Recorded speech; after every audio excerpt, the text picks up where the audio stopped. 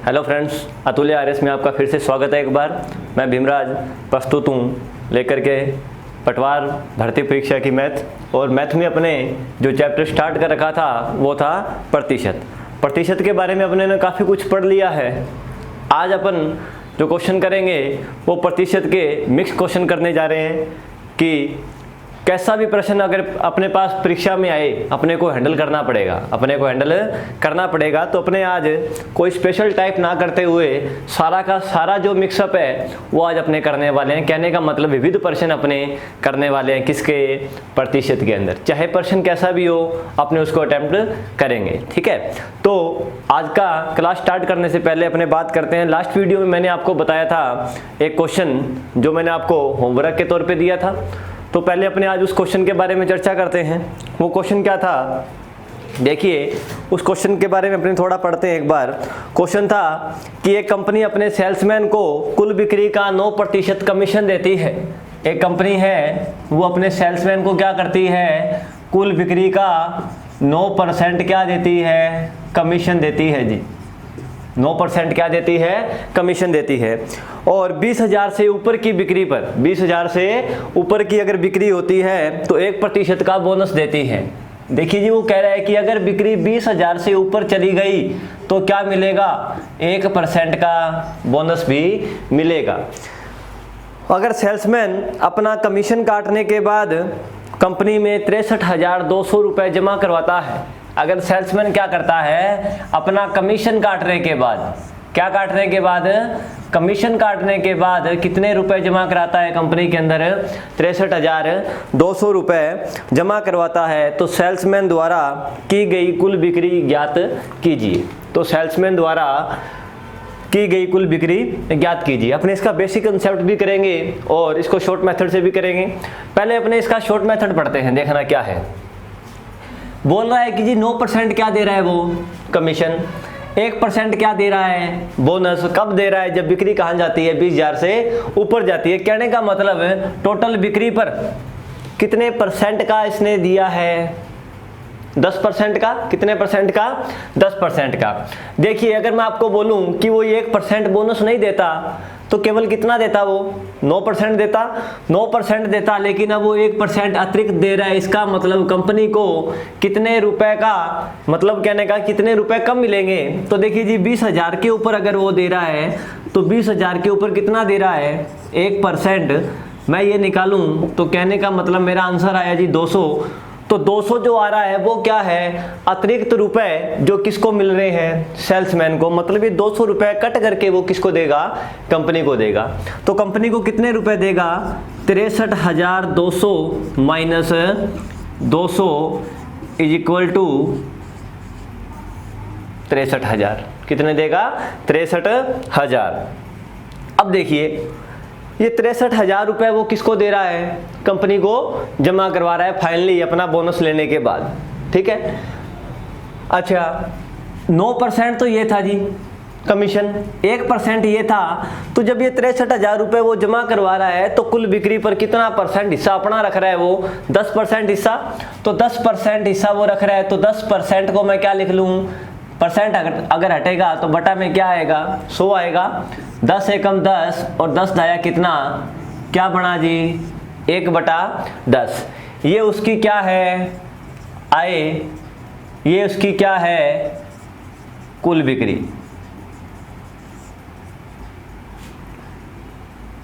ठीक है, क्या अपने कह सकते हैं कि ये कमीशन अपने उसका हो सकता है, ठीक है। देखिए कुल बिक्री उसने कितनी की, 10 की। उसका कमीशन कितना बना, 1। कितना बना कमीशन उसका, 1 रुपया।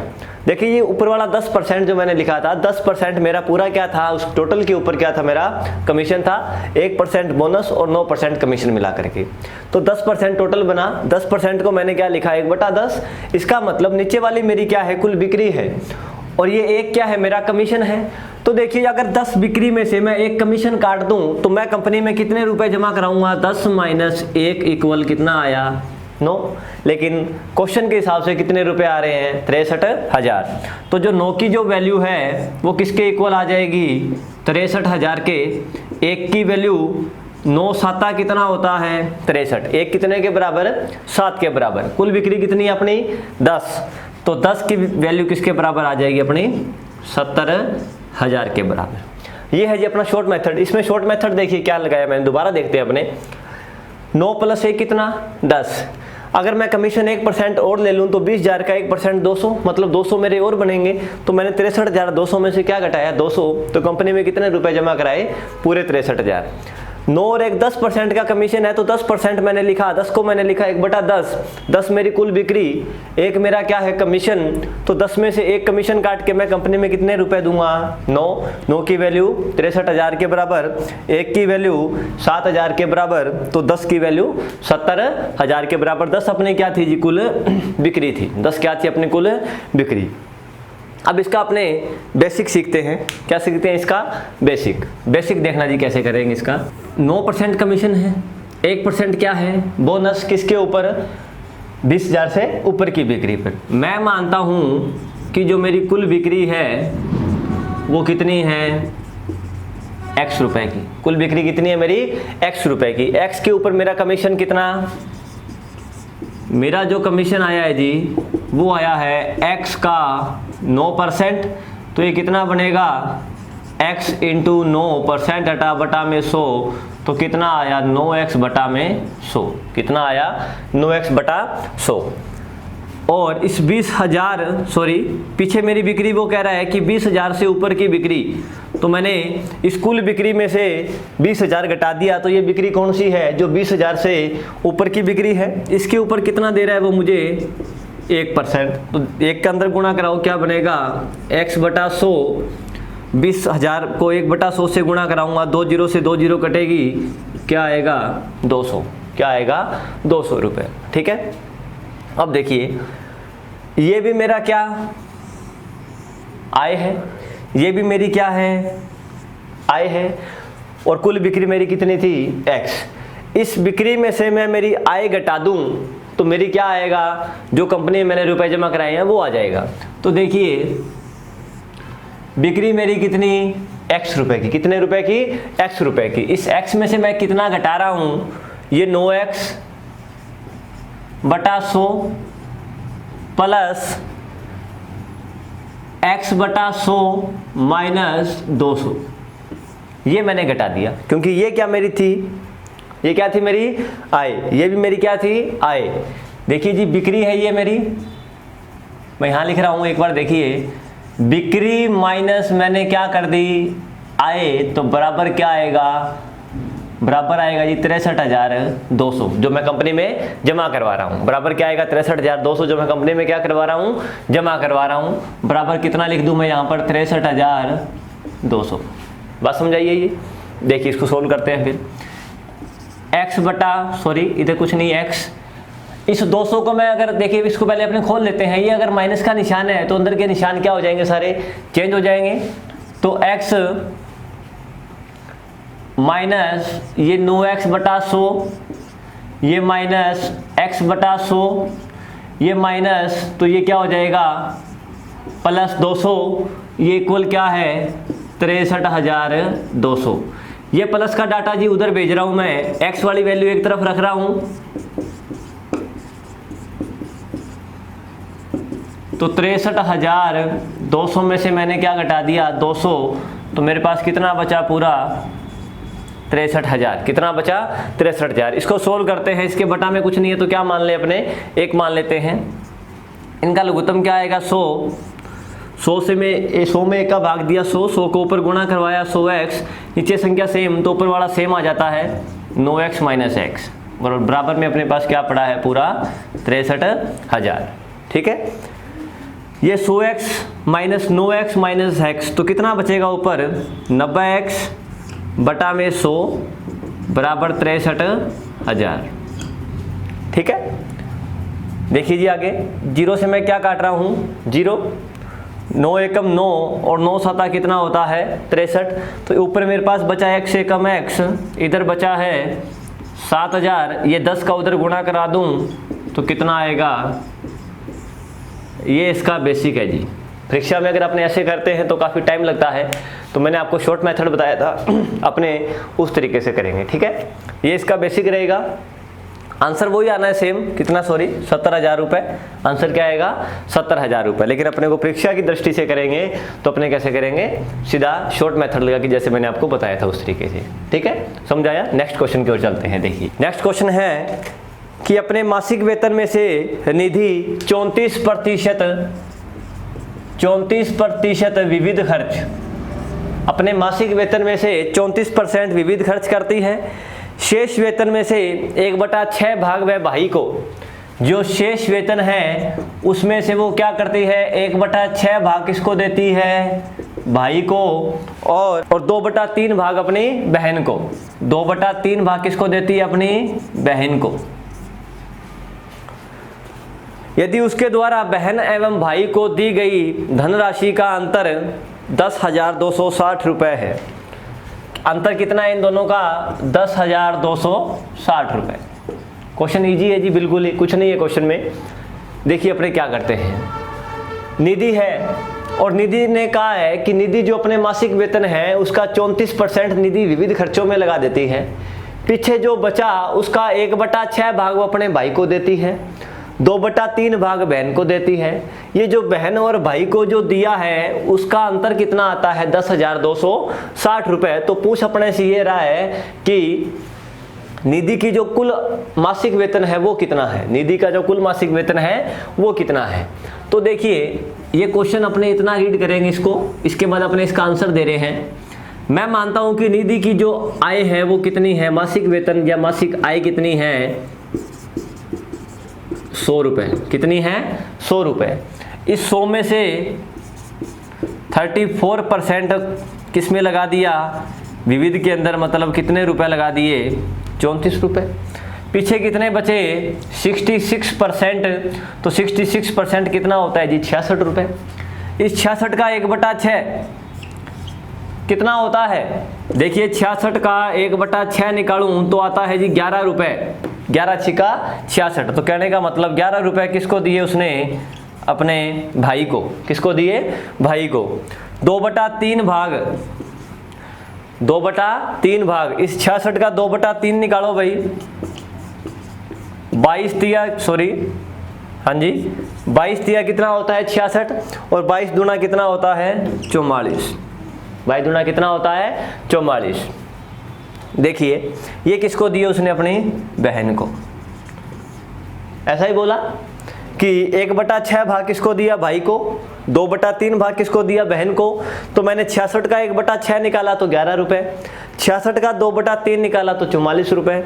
इन दोनों का जो डिफरेंस है, इन दोनों का जो अंतर है वो कितना दे रहा है? वो 10,260। आप बताइए मुझे इनका अंतर कितना है जी? इनका अंतर आ रहा है जी अपने पास 44 और 11 का जो डिफरेंस है वो आता है जी 33। कितना आता है? 33। तो अपना डिफरेंस प्रश्न में कितना है? 10,260। तो मुझे क्या करना है? जो 33 की जो वैल्यू है वो किसके बराबर है? 10,260 के। 1 रुपये का अगर मान निकालूं तो 10,260 में भाग किसका दे दूं मैं? 33 का। पूछा क्या अपने से? पूछा कि निधि की बचत क्या थी? निधि की बचत क्या थी?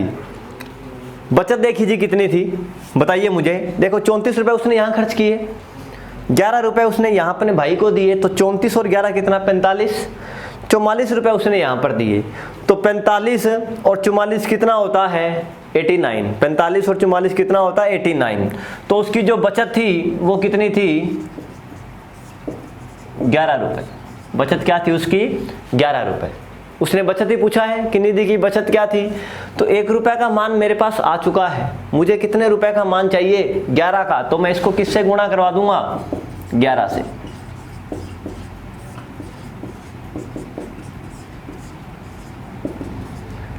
तीन पे कटेगा जी 11 तिया 33। अब 3 का भाग दो इसमें, 3 तिया 9, 3 चौका 12, 3 दूनी 6, तो अपना आंसर कितना आया 3420 मेरा क्या आ जाएगा आंसर आ जाएगा जी। ठीक है, ऑप्शन नंबर 2 अपना आंसर बनेगा 3420 रुपए। अगर वो वेतन पूछता कि उसका वेतन कितना है तो मैंने वेतन कितना माना था 100, तो मैं गुणा किसका कराता 100 का। अगर वो पूछता कि विविध खर्च कितना है तो मैं गुणा किसका कराता 34 का। जैसा वो पूछे वैसा अपने को करना है। ठीक है, नेक्स्ट क्वेश्चन की ओर चलते हैं। हाँ जी, देखिए अगला प्रश्न, यदि संख्या x का 1/8 संख्या x का 1/8 दूसरी संख्या y के 1/12 भाग से 3 अधिक है, 1/12 भाग से 3 अधिक है, यदि y बराबर है x के 120%, यदि y बराबर है x के 120% के, तो x का मान क्या है। देखिए जी, ये कह रहा है कि संख्या x का जो 1/8 है वो संख्या y के 1/12 से कितना ज़्यादा है 3 ज़्यादा है। ज़्यादा कौन है, ये है। मैंने दोनों को क्या रख दिया, मैं दोनों को बराबर रख रहा हूँ, दोनों बराबर नहीं है जी, ये 3 ज़्यादा है तो मैं 3 किस में ऐड कर दूंगा इसके अंदर। इसको आप इधर ले आए तो बनेगा ये x/8, ये पड़ा है x/8, ये इधर आके क्या हो जाएगा y/12 और बराबर क्या है 3। मुझे मान किसका चाहिए x का, तो इन दोनों का एलसीएम लिया मैंने 24 में 8 का भाग दिया 3 को ऊपर गुणा कराया 3x, 24 में 12 का भाग दिया 2 को ऊपर गुणा कराया 2y बराबर 3, 24 दिया कितना 72। तो मेरी समीकरण क्या बनी 3x - 2y = 72। नेक्स्ट बोल रहा है वो कि x का y बराबर है x के 120% के, तो y बराबर है x का 120%। ठीक है, प्रतिशत हटा दूं बटा में 100, 20 छिका और 20 पांजा। ठीक है, इस 5 का इधर गुणा करा दो जी, 5y इधर आया 6x।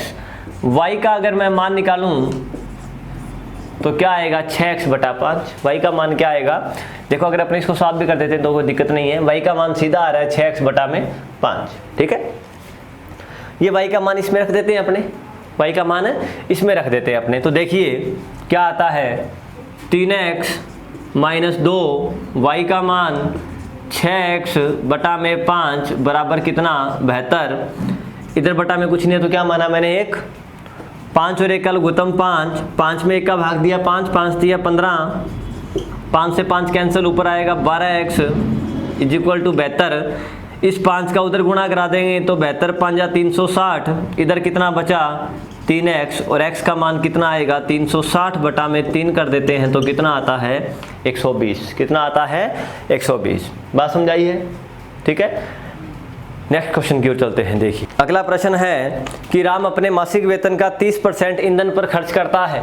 राम अपने मासिक वेतन का, देखिए जी राम का जो मासिक वेतन है वह 100 रुपये मान लेता हूँ, कितना मानता हूँ 100, इसमें से 30% वो किस पे लगाता है ईंधन पर, मतलब 30 रुपये।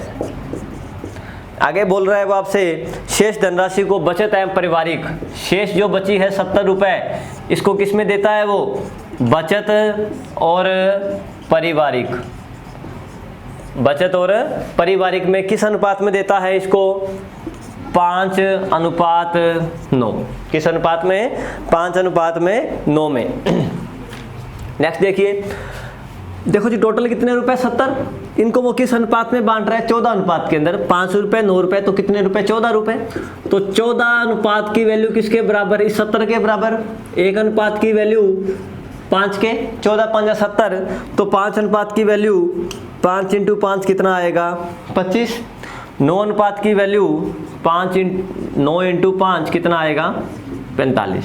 ठीक है, अब नेक्स्ट क्या बोल रहा है वो कि पारिवारिक व्यय का 1/3 भाग, इस पारिवारिक व्यय का मतलब 45 का 1/3 भाग कितना होता है जी 15 रुपए, किसके ऊपर लगाता है शिक्षा पर खर्च करता है। किसके ऊपर, शिक्षा पर।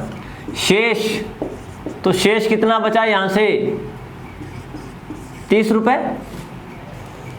एवं शेष भाग, सॉरी यहां से तो शेष 30 बचा है और शेष भाग वो किस पर करता है खाद्यान्न पर खर्च। तो ये खाद्यान्न पर खर्च कौन सा होता है 30 रुपए, किस पे होता है खाद्यान्न पे खर्च होता है।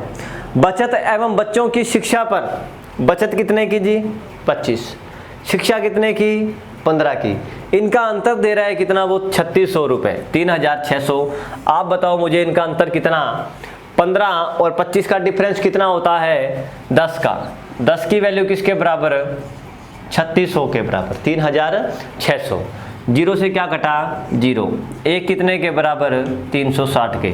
पूछा उसने क्या उसका मासिक वेतन, तो 360 को मैं किससे गुणा करवा दूं 100 से, तो कितना आएगा 36,000 रुपये। कितना आएगा 36,000 रुपये।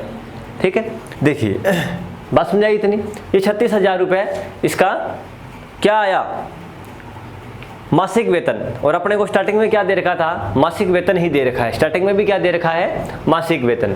लेकिन क्वेश्चन जब खत्म कर रहा है तो क्या बोल रहा है वो वार्षिक वेतन। खत्म कर रहा है तब क्या बोल रहा है वार्षिक वेतन बोल रहा है जी अपने को। तो ये 36,000 रुपये तो क्या है मासिक वेतन, एक महीने का वेतन है। तो वार्षिक वेतन अगर निकालूंगा तो 36 इंटू क्या करूंगा मैं 12, 36 इंटू 12 सॉरी 36,000 इंटू कितना 12 को 36 से जब गुणा करवाते हैं तो कितना आता है जी 432। 3 जीरो इसके आगे लग जाएगी। 4,32,000 रुपये अपना फाइनल आंसर बनेगा।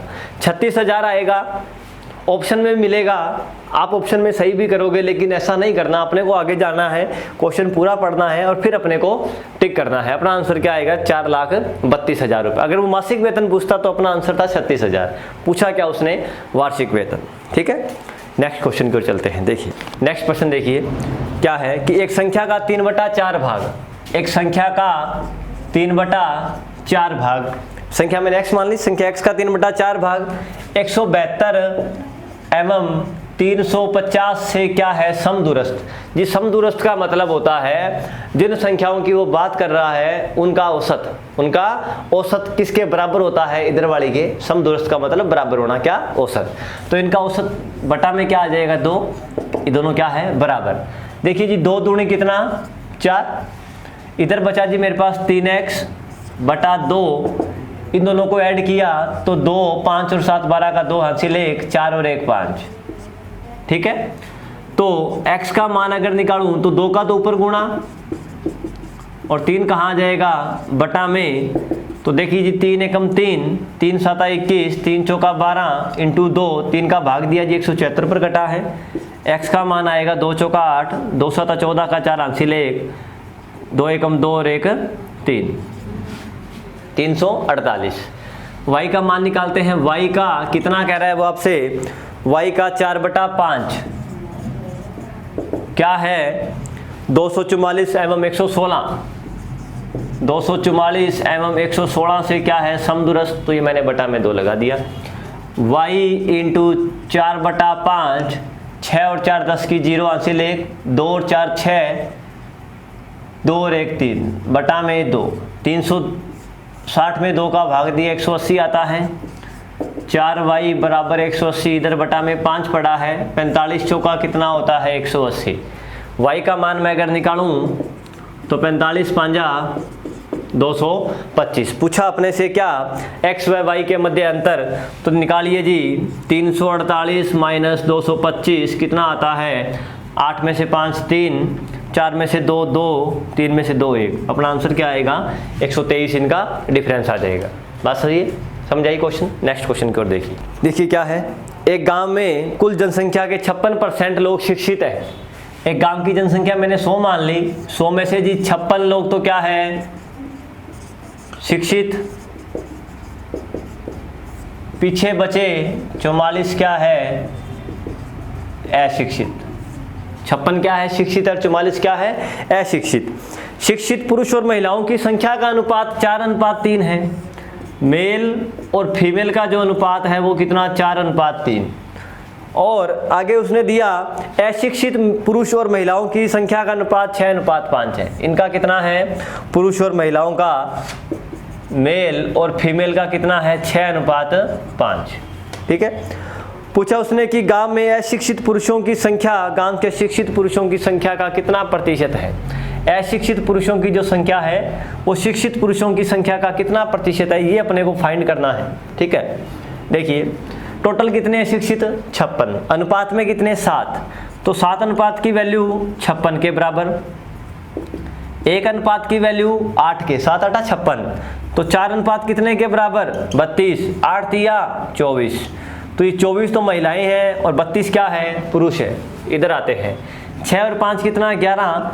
11 की वैल्यू 44, 1 की वैल्यू कितनी? 4, तो 6 चौका 24, 5 चौका 20। ये 20 महिलाएं हैं, ये 24 क्या है? पुरुष है। बात समझाइए ये वाली। कुछ नहीं किया, अनुपात की वैल्यू मैंने टोटल के बराबर रखी है, ठीक है। पूछा क्या उसने? अशिक्षित पुरुषों की संख्या कितनी? 24। शिक्षित पुरुषों की संख्या का कितना प्रतिशत है? बटा में 32% बनाना है तो गुणा किसका? 100 का। 8 तिया 24, 8 चौका 32, 4 एकम 4, 25 चौका 100, 25 तिया 75, तो अपना आंसर क्या आया? 75%। कितना आ जाएगा? 75%, ठीक है। बात समझाइए। नेक्स्ट क्वेश्चन की ओर बढ़ते हैं। देखिए जी नेक्स्ट क्वेश्चन, देखिए क्या है। एक व्यक्ति अपनी आय का 60% भाग खर्च करता है। देखिए जी, अपने 3 बात करते हैं। जब आय होती है तो अपनी एक आय होती है, एक अपना खर्च होता है और एक अपनी बचत होती है। 3 चीजें होती है। देखिए, एक अपनी आय का 60% भाग वो क्या करता है? खर्च करता है। 60% अगर खर्च करता है तो परसेंट अगर मैं हटा दूं तो बटा में क्या लिख दूं? 100 लिख दूं। 20 तिया 60 और 20 पंजा 100, ये तो जी खर्च है और ये उसकी क्या है? आय है। देखिए, आय कितनी? 5, खर्च कितना? 3, तो बचत कितनी? 2। बात समझाइए। इनके आगे मैं अगर 0 लगा दूं तो कोई फर्क पड़े क्या? जी नहीं पड़ेगा, अनुपात वो सेम ही रहेगा वापस, ठीक है। नेक्स्ट पढ़िए क्या है। ये 0 क्यों लगाया? क्योंकि आगे प्रश्न कह रहा है कि आय को बढ़ा रहा है, किसी को 15%, किसी को 15%, ऐसे अलग अलग जब बढ़ा रहा है तो 5 का 15% बढ़ेगा नहीं, पॉइंटों में आएगा, बढ़ जाएगा, लेकिन क्या आएगा? पॉइंट्स के अंदर। अब ऐसे नहीं आएगा पॉइंट्स में, ठीक है ना। तो ऐसे पूरा पूरा अपना आंसर आ जाएगा। देखिए नेक्स्ट आगे क्या बोला उसने। अगर उसकी आय 15% बढ़ जाती है, लो जी, अगर 15% बढ़ गई तो कितने रुपए बढ़ गई? 15 पंजा 75, तो अब आय उसकी कितनी हो गई? 575। देखिए जी, 500 का 15% होता है 75। ये आय बढ़ी उसकी, तो अब आय कितनी? 575 रुपये। और उसका खर्च 15% बढ़ जाए। लो जी, खर्चा भी बढ़ा दिया मैंने, 15% क्या बढ़ा दिया? खर्चा। तो 15 तिया 45, तो अब उसकी आय कितनी हो गई? 345। तो बचत देखिए अब कितनी है? आय 575, खर्च 345, तो बचत देखिए जी, आय में से खर्च घटा दूं तो मेरा बचत आता है 5 में से 5 0, 7 में से 4 घटा 3, 5 में से 3 घटा 2। बचत कितनी हो रही है? 230 की। वो कह रहा है बचत में कितने प्रतिशत का बदलाव आएगा? देखिए, बचत बढ़ी या घटी? मुझे तो ये बता दो, बढ़ी या घटी? बढ़ रही है बचत, मतलब वृद्धि प्रतिशत। क्या निकालना है मुझे? वृद्धि प्रतिशत। और वृद्धि प्रतिशत का फॉर्मूला बताया था क्या? अंतर बटा छोटी संख्या इंटू 100। अंतर कितने का? 30, छोटी संख्या 200 इंटू 100, 100 दूनी 200, 30 में 2 का भाग दिया तो 15%। अपना आंसर क्या आया? 15% उसकी जो बचत है वो क्या होगी? बढ़ेगी। क्या होगी? बढ़ेगी, ठीक है। नेक्स्ट क्वेश्चन की ओर चलते हैं। देखिए, हाँ जी, अगला प्रश्न देखिए। एक पुस्तकालय में 20% किताबें हिंदी और बची हुई में से 50% अंग्रेजी में है, बची हुई में से 30% फ्रेंच में है और बची हुई 6300 किताबें दूसरी भाषा में है, तो कुल किताबों की संख्या कितनी है? कुल किताबों की संख्या कितनी है? देखिए जी, मैं किताबें 1000 मान लेता हूँ कि किताबें कितनी हैं? 1000। क्यों मानी? 100 मान सकता था, 1000 मैंने इसलिए मानी क्योंकि कई बार प्रतिशत आ रहे हैं, तो 1000 में अब अपने को प्रतिशत निकालने में ज़्यादा प्रॉब्लम नहीं आएगी, ठीक है ना। मैंने क्या मानी कि कुल जो किताबें हैं वो कितनी हैं? 1000। कुल किताबें कितनी मानी मैंने? 1000 मान ली। उसके अंदर वो बात कर रहा है अपने से कि 20% हिंदी की। अगर 20% हिंदी की है तो कितनी हिंदी की हुई? 200। शेष कितनी बची अब? 800। बची हुई में से 50% अंग्रेजी, इसमें से 50% क्या है? अंग्रेजी की। तो 50% का मतलब आधा होता है, तो 800 का आधा कितना, 400 किसकी है, इंग्लिश, ये किसकी है, हिंदी। अब शेष कितनी बची अपने पास, 400, कितनी बची, 400। और शेष बची हुई में से 30% फ्रेंच, इसका 30% निकालना, 4 तिया 12, 120 क्या है, फ्रेंच, ठीक है, 120 क्या है, फ्रेंच किताबें हैं। बात समझाइए। बची हुई 6300 किताबें। अब देखो जी 400 में 120 गई तो बची कितनी है अब अपने पास, 280, बची कितनी है, 280। लेकिन क्वेश्चन में कह रहा है कि बची हुई 6300 किताबें, बची हुई 6300 किताबें, अपने पास कितनी बची, 120 जाने के बाद 280 बची है। तो 280 की जो वैल्यू है वो किसके बराबर आएगी, 6300 के। एक की वैल्यू 6300 बटा में 280, मुझे कितनी किताबें, मेरे पास कुल किताबें कह रहा था कुल 1000 है, तो मैं 1000 की वैल्यू निकालता हूँ, 6300 बटा में 280 गुणा क्या करा दूं, 1000, जीरो से क्या कटेगा, 0। ये देखिए जी 7 चौका कितना होता है, 28, और 250 चौका कितना होता है, 1000, 250 चौका कितना, 1000। 7 नीमा कितना, 63, कितना बचा देखो जी 9 और ये 0, गुणा में कितना 250, तो कितना आया 25 नीमा 225, एक और एक 2 जीरो आगे लगा देंगे, तो कुल किताबें कितनी अपने पास, 22,500। परीक्षा में आता है तो ऐसे नहीं करेंगे, परीक्षा में अगर प्रश्न पूछा जाए फिर ये प्रश्न ऐसा नहीं करेंगे, फिर प्रश्न को कैसे करेंगे देखना। ये बात समझाइए। देखिए दोबारा बताता हूँ, कुल किताबें मैंने कितनी मानी, 1000, वो कह रहा है कि 20% हिंदी की है, तो कितनी किताबें हिंदी की, 200, बच कितनी गई, 1000 में से 200 गया तो बच गई जी 800। 800 का 50% कितना है, 400, ये इंग्लिश में है, तो बची कितनी, अब 400 और बची।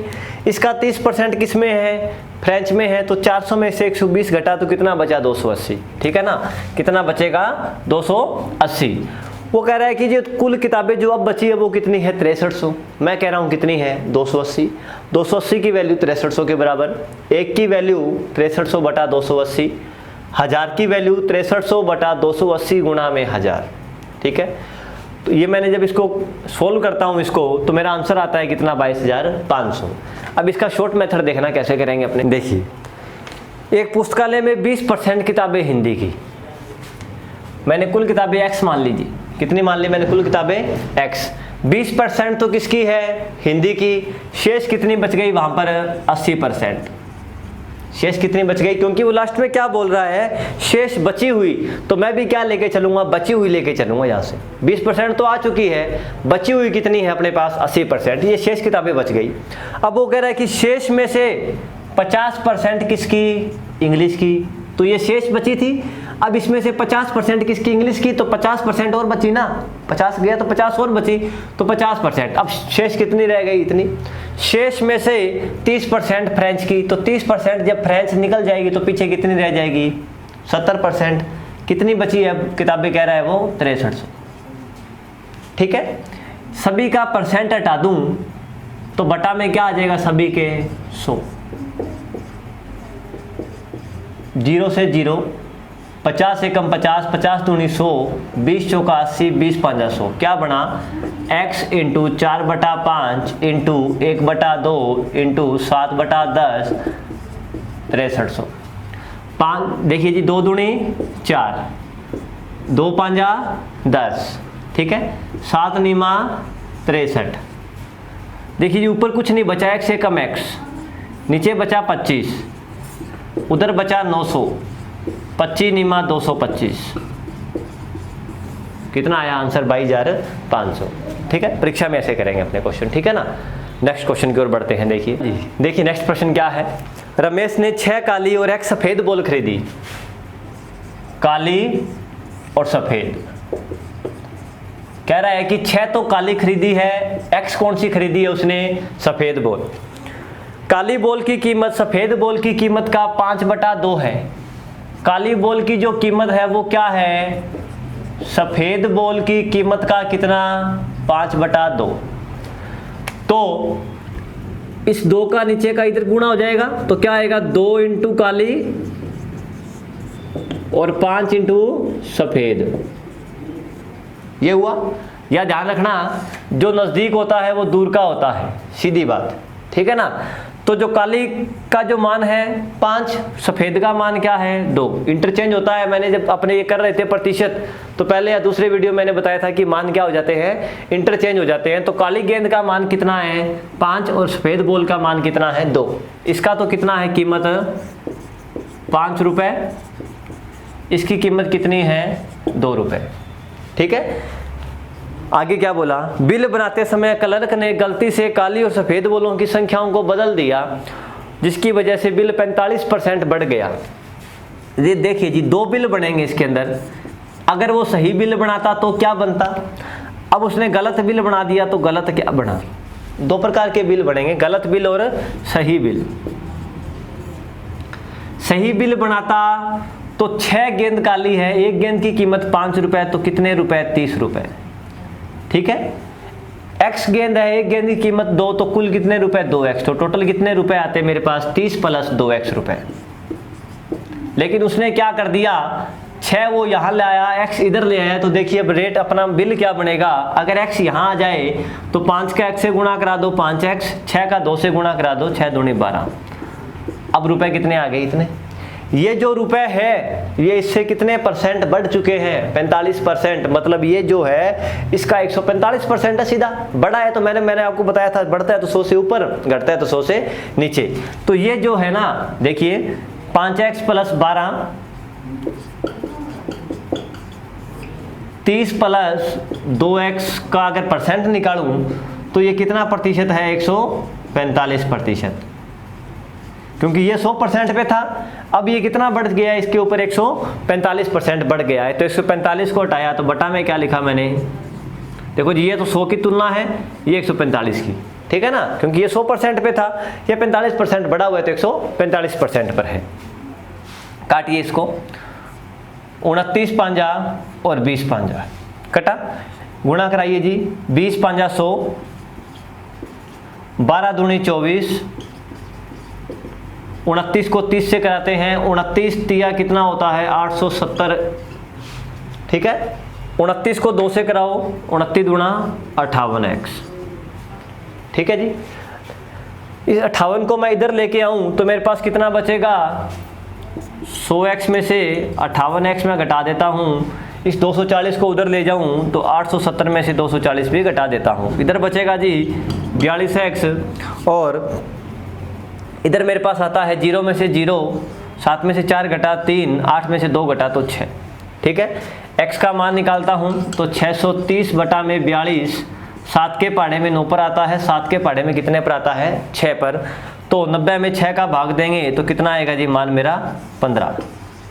90 में भाग दिया, देखो जी 9 और 0, 90 में भाग किसका दिया 6 का, तो मेरा आंसर क्या आ रहा है 15 मेरा आंसर आ रहा है, ठीक है। नेक्स्ट प्रश्न देखिए, एक ट्रेन में उतने डिब्बे हैं जितने की एक डिब्बे में सीट है।